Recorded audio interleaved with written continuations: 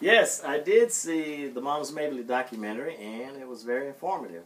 I thought Whoopi Goldberg and Arsenio Hall did a great job of articulating a lot of the characteristics of Mom's comedy, how her comedy impacted comedy as a African American female and women in comedy in general. I grew up actually listening to Moms Mabley because we had two albums. Moms Mabley at the UN and Moms Mabley on stage. And one of the funniest parts of some of her albums was the part where she talks about the good old days. What good old days? I was here. Where was they at? You couldn't do nothing you wanted to do. Your parents did everything for you but work. And you worked like a dog. Then you got some grits and grease for breakfast. Then at night, you got some molasses with some more grease and one of them big fat biscuits, and you sopped the molasses. Your parents did everything for you. Picked for who you to go out with, who you to love, who you to marry. And think of somebody picking somebody you got to spend the rest of your days with. And my daddy picked that old man for me to marry. He was an old man. He was older than his mother. He was so old, Santa Claus looked like his son. He was so old, he gave out a breath threading a needle. He was so old, after his sister's funeral, preacher come over, tapped him on the back, says, "How old are you, Pops?" He said, 91. He said, "Ain't no need you going home." and ugly. He was so ugly, he hurt my feelings, that's the truth.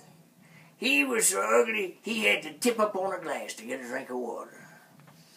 He was so ugly, we got him a job down at the doctor's office, standing at the door making people sick.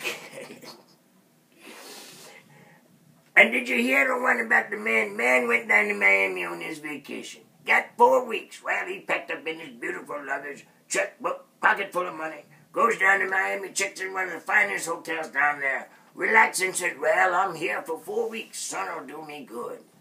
After he's there 2 weeks, the manager calls up and says, "I'm sorry, but you're happily undesirable." He said, "What do you mean I'm undesirable?" He said, "Well, we just don't want your kind here." He said, "What do you mean, my kind? I pay my bills, I'm a respectable man, I don't know you anything. What do you mean, my kind?" He said, "Well, they tell me that you wet in the pool." He said, "Well, everybody wets in the pool."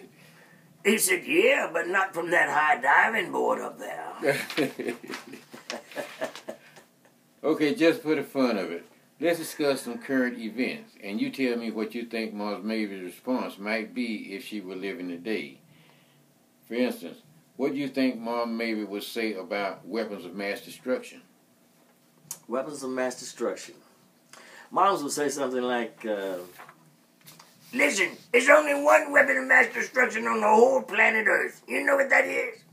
Somebody's big fat mouth that ain't got a word of truth in it, just like it was back then. Somebody back then said something about weapons of mass destruction, and we ain't found them yet."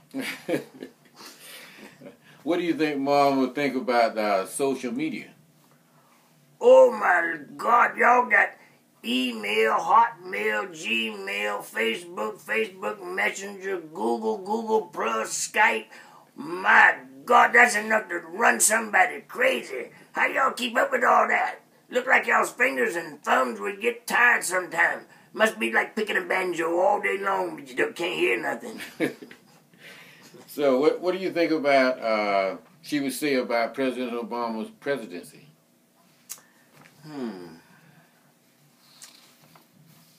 Well, I think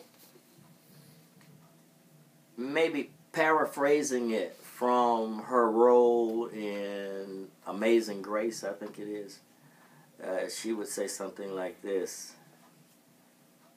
"President Obama represents the dark meat of God's chicken, and he used what God gave him, his brains, to reach the highest office in the land."